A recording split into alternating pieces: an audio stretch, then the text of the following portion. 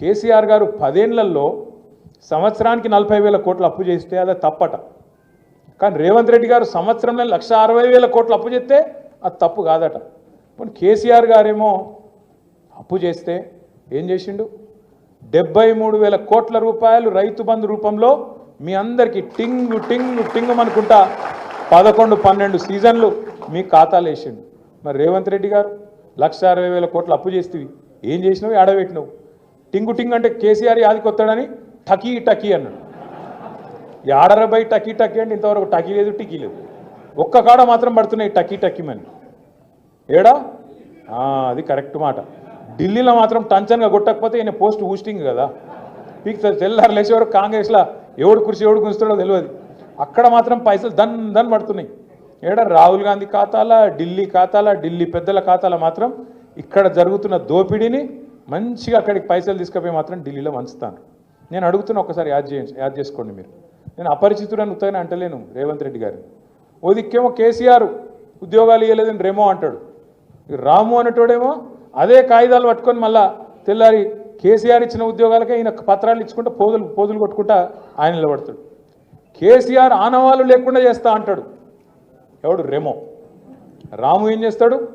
అందాల పోటీల కంటెస్టెంట్లను మన సచివాలయం కాడికి, ఆడికెళ్ళి సీదా మన కమాండ్ కంట్రోల్ సెంటర్ కాడికి, ఆడికెళ్ళి మన టీ హబ్కు, ఆడికెళ్ళి బుద్ధవనానికి, ఆడికెళ్ళి ఆఖరికి యాదగిరి గుట్టకు కూడా తీసుకుపోయి, యాదాద్రికి కూడా తీసుకుపోయి మళ్ళా ఆడ ఫోటోలు దింపుతాడు.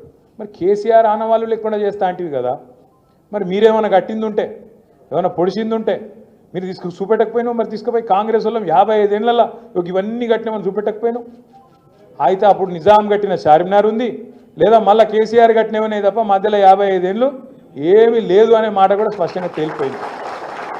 ఇంకా ఆలోచన చేయండి. ఈ మనిషికి ఒక వ్యాధి ఉంది రేవంత్ రెడ్డికి, మల్టిపుల్ పర్సనాలిటీ డిసార్డర్ అంటారు. ఒకడే మనిషి 4 లెక్క నడిస్తాడు అన్నట్టు మనకు ఉంది అది. అప్పుడే ఇట్లంటాడు, అప్పుడే అట్లంటాడు. అప్పుడే కాళేశ్వరం కూలేశ్వరం అయిపోయింది, కొట్టుకుపోయింది అంటాడు. ఇంకో దిక్కేమో అదే కాళేశ్వరంలో కొండపోచమ్మ సాగర్కి వెళ్ళి హైదరాబాద్కి నీళ్లు తెస్తా అంటాడు. అయితే అదన్న కావాలి, లేకపోతే ఇదన్న కావాలి, రెండిట్లయితే.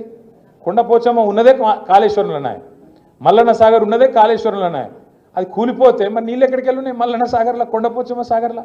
అయినా నాకు తెలియక అడుగుతా, నాకు నిజంగానే తెలియక అడుగుతున్నా. ఇప్పుడు మీరు ఒక ఇల్లు కట్టిర్రు అనుకో, ఇల్లు కడితే 2 నెలలు మంచిగానే ఉన్నది, బందోబస్తు ఉన్నది, ఇల్లు ఇబ్బంది లేదు.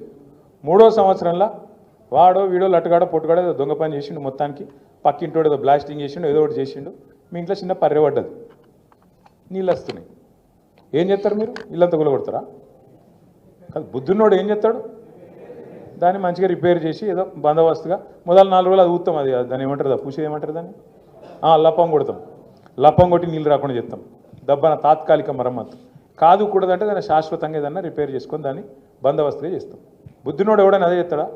ఎవడని ఇల్లు గులగొడతాడా? మొత్తానికి పర్యబడితే రేవంత్ రెడ్డి మాత్రం ఇల్లు గులగొడతా, సమస్యనే లేదు. కేసీఆర్కి పేరు వచ్చింది, కాళేశ్వరం కడితే నేను బరాజ్ని గులగొడతా, కూలగొట్టి మళ్ళా కడతా. మేస్త్రా మన్నా? మేస్త్రి అంటే మనోడు ఎవడో అంటుండు, గుబ్బ మేస్త్రి కదా అంటుండు.